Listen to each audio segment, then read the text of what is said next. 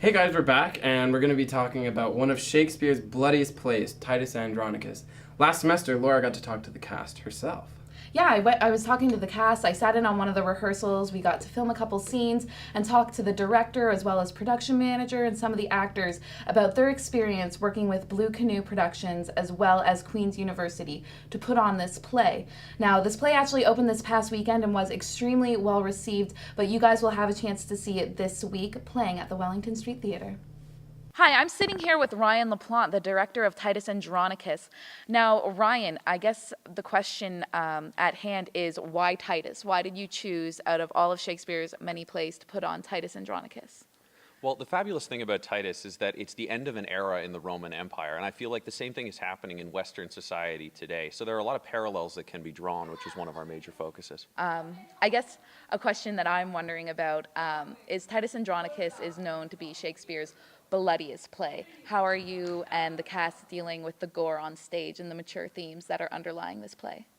Well, I mean, a lot of the violence and gore occurs off stage, which is nice because it allows us to step away from the brutality and put it in a more realistic and natural environment. On top of that, I've always been more interested in focusing on people's reactions to violence rather than the violence in and of itself. Gore, though it can be entertaining, typically is hilarious, which is not always ideal for a Shakespearean tragedy.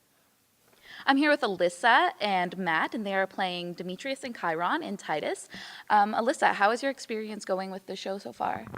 It's been a really great experience so far. Our director has given us a lot of freedom to play with our characters and just basically do whatever we can in every rehearsal, just try new things, and we're up for epic fails.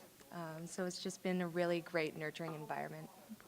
I'm here with Nat. Now, Nat, you're playing Aaron in the show Titus Andronicus, and traditionally Aaron is played by an African American. How are you guys changing that or adapting it to this production?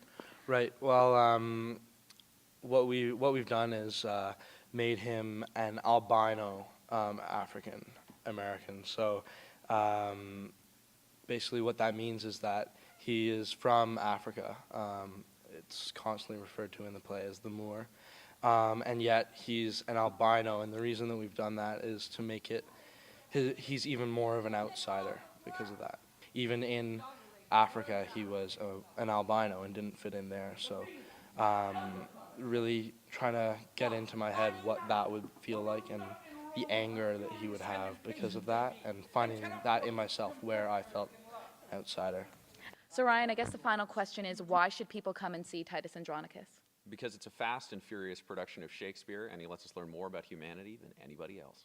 Well, you heard it here, folks. Come and see Titus Andronicus in January. I'm Laura Gooding, and thank you for watching QTV.